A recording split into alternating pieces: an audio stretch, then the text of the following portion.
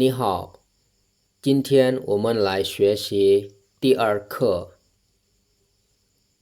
妈妈是老师。 แม่เป็นอาจารย์是แม่น是学生。แม่นนักเรียน我是学生。ข้อยแม่นนักเรียน我们是学生。พวกเฮาแม่นนักเรียน是แม่น是工人。คนงาน你是工人。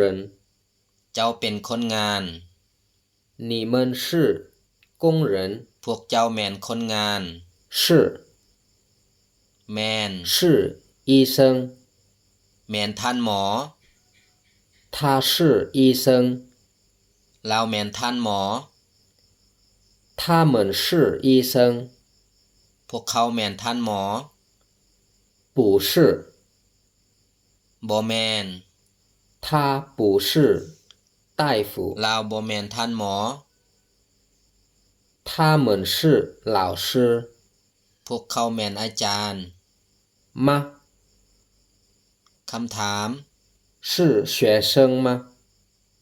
แม่นนักเรียนบ่ 你们是学生吗？ พวกเจ้าแม่นนักเรียนบ่这是妈妈。 นี่แม่นแม่这是爸爸。